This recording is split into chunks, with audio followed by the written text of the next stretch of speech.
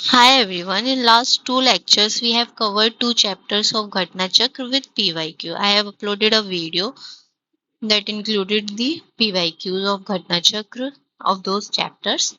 So, moving ahead towards the next chapter, that is important committees.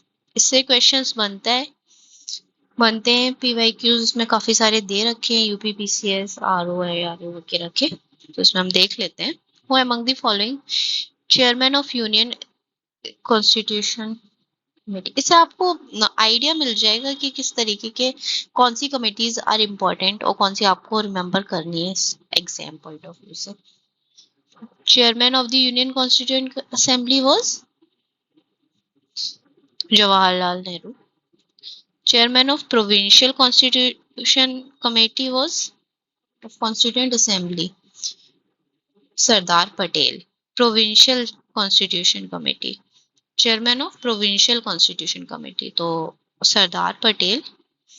Chairman of drafting committee of Indian constitution, ये तो सभी को पता होगा. Drafting committee was only about doctor Ambedkar. ठीक है.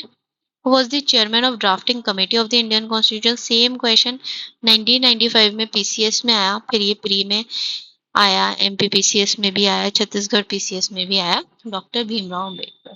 ऐसा आप देख सकते हैं कि पीवाईक्यूज कैसे हमें हेल्प करते हैं. इस एग्जाम में पूछा गया, फिर उसके बाद इसको, तो ये थोड़ा सा हेल्प करते हैं. अगर किसी ने पढ़ लिया होता उस टाइम पीवाईक्यू, तो आपका ये क्वेश्चन तो पक्का था. हम ये पढ़ लेते हैं. कॉन्स्टिट्यूएंट असेंबली कमेटी, कुछ थोड़े बहुत एरर्स दे रखे होते हैं घटना चक्र में, बट वो हम उसको सॉल्व कर सकते हैं गूगल करके. So advisory committee of on fundamental rights, minorities and tribal excluded areas, Sardar Patel. Steering committee Rajendra Prasad. Union powers committee Jawaharlal Nehru. Drafting committee B R Ambedkar. Anyhow इसको आपको याद ही रखना है. Who was the chairman of advisory committee? ये तो पिछले चैप्टर में भी आया था ना क्वेश्चन. इसका क्या आंसर है? सरदार पटेल. सॉरी, पिछले पेज पर आया था. The drafting committee of constituent assembly under Dr. B.R. Ambedkar. And how many other members? 6 members. ये हमने पढ़ा था. ड्राफ्टिंग कमेटी में कितने मेंबर्स थे? 6 मेंबर्स थे, एक्सेप्ट एक्सक्लूडेड B.R. अम्बेडकर जी.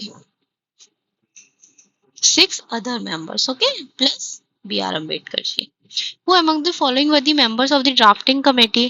तो ये हमें याद करना पड़ेगा इसको कि कौन कौन मेंबर्स थे उसमें. देखिए, स्वामी Gopal Swami Iyer, अलादी Krishnaswami, K M Munshi, Mohammad Saadulla, B L Mitter, DP Khaitan, Madhav Rao. ठीक है, तो आपको ये सारे नेम्स याद रखने पड़ेंगे. तो इसकी बेस पर हमारा ऑप्शन हो जाएगा C, that is Gopalaswami and Alladi Krishnaswami Ayyar. Who among the following was not a member of the drafting committee? Saadulla भी हमने पढ़ा था. के एम मुंशी नहीं थे. के एम मुंशी भी थे. अच्छा, के एम मुंशी और के अय्यर, ये भी पढ़ा है. Jawaharlal Nehru was not in the drafting committee. Okay, he was not in the drafting committee. The Constituent Assembly set up a drafting committee under the chairmanship of Dr. B.R. Ambedkar. अब ये ड्राफ्टिंग कमेटी बनी, setup कब हुई थी? 29 अगस्त 1947. ये date आपको याद रखनी है. यूपीपीसीएस मेंस 2008 का क्वेश्चन है ये. Who was the chairman of the National Flag Committee? National flag committee के चेयरमैन कौन थे? डॉक्टर राजेंद्र प्रसाद. ठीक है, drafting committee, national flag committee, इसके चेयरमैन कौन थे? डॉक्टर राजेंद्र प्रसाद. अब ये दूसरा चैप्टर आ जाता है सोर्सेज ऑफ द कॉन्स्टिट्यूशन. इसको भी हम यहीं कवर कर लेते हैं as they are not that much lengthy chapters. इसके हम शॉर्ट नोट्स देख लेते हैं. Major portion of the constitution was adopted from government India act, that is 1935, government of India act. ठीक है, ब्लूप्रिंट ऑफ इंडियन कॉन्स्टिट्यूशन भी कहा जाता है इसको. अब देख लेते हैं. जुडिशियल रिव्यू हमें कहाँ से मिला? हमने कहाँ से अडॉप्ट किया? यूएसए से. Federal system, that is state government, central government, Canada. Directive principles of state policy in part 4 of the Indian constitution, Ireland, council of state, Rajya Sabha, Irish constitution. Fundamental rights हमने कहाँ से लिए? यूनाइटेड स्टेट्स से। Parliamentary system हमने कहाँ से लिया? Britain का, because we were familiar with the system. Emergency provisions of Indian constitution कहाँ से लिए हमने? जर्मनी से। Residuary powers of centre, residuary powers belongs to centre ना, तो ये कहाँ से लिया हमने? Canada. Union state relationship in India, ठीक है, यूनियन और स्टेट का क्या रिलेशनशिप है, मतलब क्या रिलेशंस है? Canada. Rule of law, that is no one is above the law, England, that is Britain. Procedure established by law and due process of law, due process of law and procedure established by law, ये हमने Japan से लिया। Fundamental duties कहाँ से ली? Russia से। और parliamentary privileges कहाँ से लिए? ब्रिटेन से। अब आ जाते हैं प्रियम्बल, प्रियम्बल यूएसए। रिट्स कहाँ से लिए हमने? ब्रिटेन से। सिंगल सिटीजनशिप ब्रिटेन से। Independent judiciary USA. Impeachment of president USA. अब जहां पर जुडिशरी आ जाए ना, वो आपको यूएसए से, like judicial review, independent judiciary, ये कॉन्सेप्ट हमने कहाँ से लिया है? यूएसए से। आपको ये सारे याद करने हैं, 2-3 बार आप रिवाइज करेंगे या पीवाईक्यूज इसके देखेंगे तो ये हमें ऐसे ही याद हो जाएंगे। देखते हैं सोर्सेस ऑफ इंडियन कॉन्स्टिट्यूशन, इसका तो हमने शॉर्ट नोट्स बना लिया, पीवाईक्यूज पर चलते हैं direct. Indian political system, which one is supreme? India के पॉलिटिकल सिस्टम में सुप्रीम कौन सा है? दैट इज, क्या है supreme? Constitution. No one is above the constitution, ठीक है।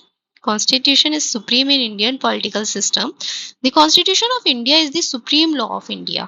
It lays down the framework defining fundamental political principles, establishes the structure, procedures, powers, and duties of government institution, and sets out fundamental rights, directive principle, and duties of the citizen. Concept of judicial review, USA. Moving ahead, question number 3. System of judicial review, again USA only. Existed, okay, sorry, question बढ़िया। जो system of judicial review exist है तो हमने USA से लिया है और India ने लिया है, तो दोनों जगह है।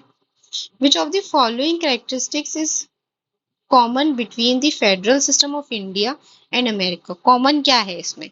A federal supreme court for interpretation of constitution, that is judiciary, independent judiciary.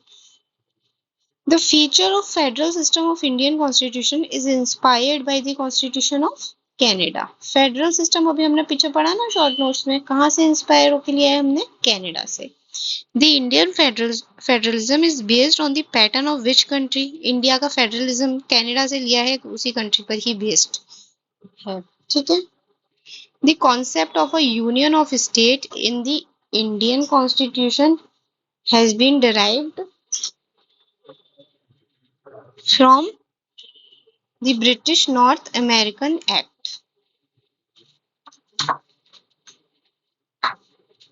UPPCS 2017 का क्वेश्चन है, the concept of a union of state in Indian constitution, ठीक है, and has no right to secede.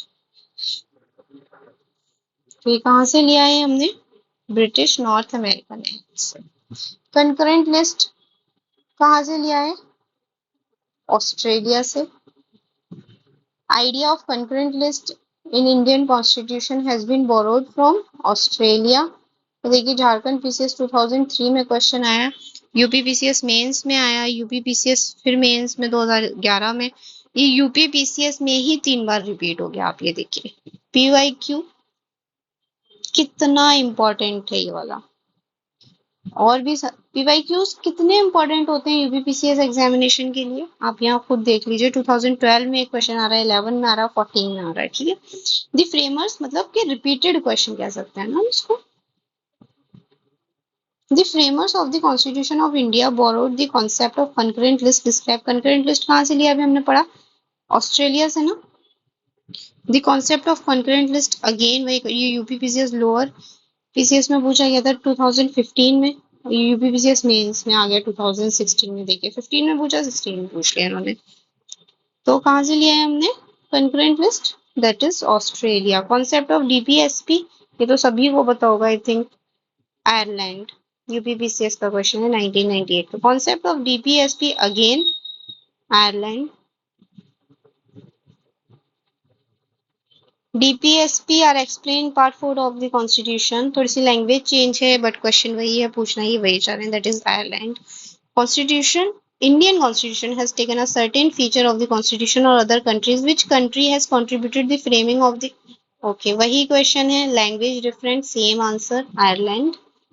तो DPSP जहाँ आ जाए, कहाँ से बोरो गया है, कहाँ से इंस्पायर हुए हैं, कहाँ जो भी इससे रिलेटेड आंसर क्वेश्चन आएगा, जिसमें इनडायरेक्टली ये पूछना चाह रहे हो कि from where it has adopted, तो आयरलैंड आ जाएगा आंसर में।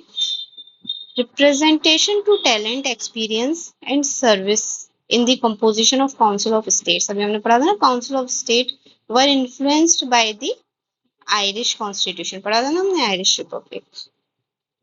अब इसको मैच करना है। सो इमरजेंसी प्रोविजंस तो जर्मनी से लिए हैं, तो यहाँ सी का तो 4 है, तो ये दो ऑप्शंस है ना हमारे पास। डीपीएसपी आयरलैंड से लिया है, डी का 3 हो जाएगा, सेम दे रखे हैं, वाओ।